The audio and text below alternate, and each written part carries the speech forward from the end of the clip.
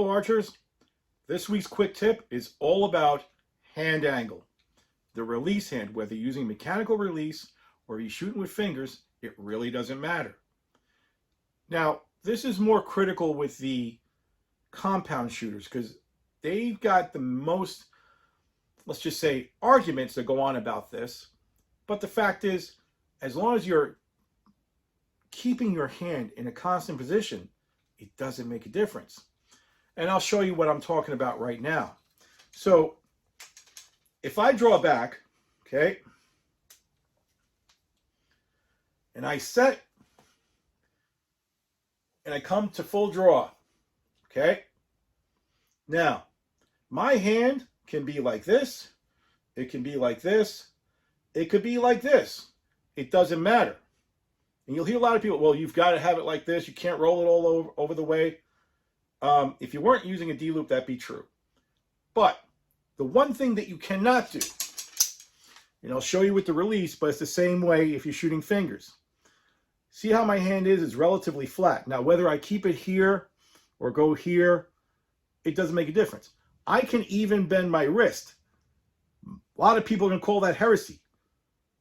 It doesn't make a difference because if this is all relaxed, I can bend my wrist to accommodate my facial features however I want, so it's comfortable for me. Now, there is a tendency if you bend the wrist like this, that some people might go all the way up there. Doesn't make a difference. You can bend the wrist, okay? Because if everything's relaxed, whatever angle the wrist is at doesn't make a difference.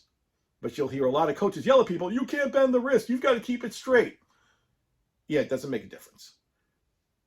In recurve, it's a little different, but for compound, you can do this, and you'll see some of the best shooters in the world who actually have a bend in their wrist when they're firing. That's cool. But what you can't do is this. So if I show you my release hand right now, you see it's fairly straight up. It's like this. It's almost like a knife hand.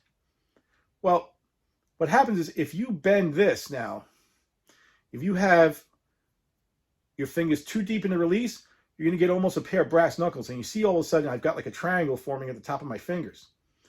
If you do this, it's going to be different every single time you fire. You're not going to get good leverage.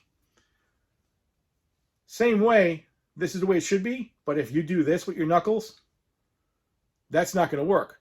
If the hand is truly relaxed, it'll fall into place. So if I'm grabbing this D-loop here and I'm relaxed, my hand just naturally stretches out this way. Now, whether you're not using a button release or a hinge, this is the same. Now, if all of a sudden I bunch it up, now I don't have as much leverage and it's not going to work. So whether or not I'm doing like this or like this, and if you're the type of person who likes to anchor and have their hand flat up against their face, whatever, that's cool. And you can do that. And you're going to know if it's wrong because then your hand starts to roll out like this. It's not going to work right.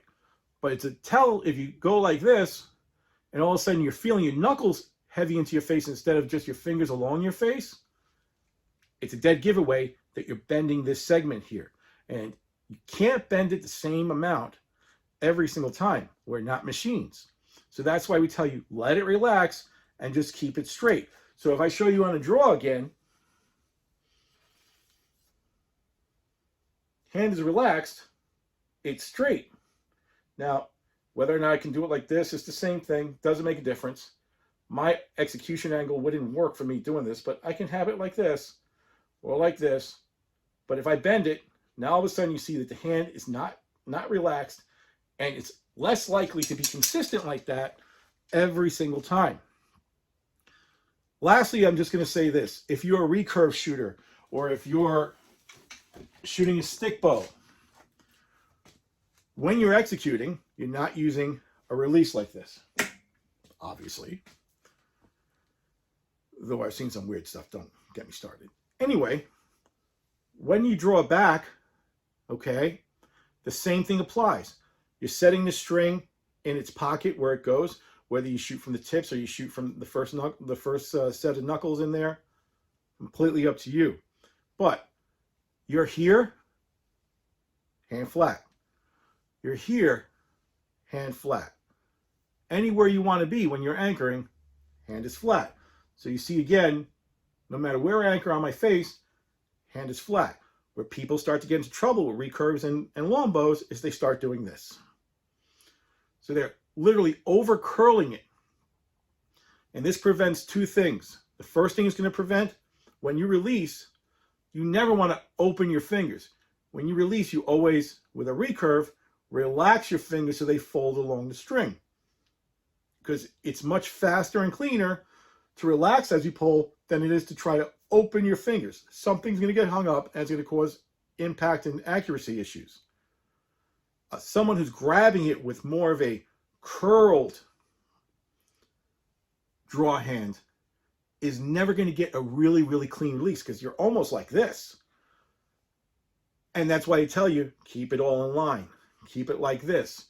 Regardless of what angle you're using to hold, don't do this. And there's a lot of people, especially telltale sign, if they're overbowed, shooting too much weight, the tendency is with a recurve or a longbow, when they draw back, they can't hold it with this first segment, so they start doing this, trying to hold it.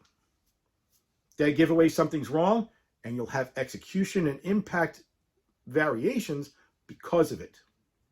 So again, it's very modest little changes that you can look for, keeping this hand flat at all times, no matter what you're using, the fingers or using a mechanical release, that will give you consistent shots every single time. What I'm going to say is this. There are a lot of coaching apps out there you can get. One of them they have free on the internet, on the Apple Store anyway, is Coach's Eye or something like that. Set up your camera, record a few shots of yourself. Then go back and review what your hand looked like every single time. If you're using a program like Coach's Eye, you can actually see them side by side to see where the differences is. But important, make a note of, okay, shot 1 went fine. Shot 2 was a little off. Shot 3 was okay. Then when you look at the video, compare them to see what you're doing wrong. If you pick up something going on with your hand, where your hand is either not flat or your angle is getting a little weird, make a note of it and then practice using a TheraBand or other exercise band you can get, not on a live bow, because there's a mental thing that goes on where some people are afraid to use a live bow. And once you've done that, you can safely practice it, then go to the live bow, practice it again. You won't have any problems. So this quick tip got a little bit long, but it is what it is. We'll see you next week with another tip and another episode of the podcast. We've got a bunch of them backed up, but we'll get there. Anyway, till next time, Coach Angel, out.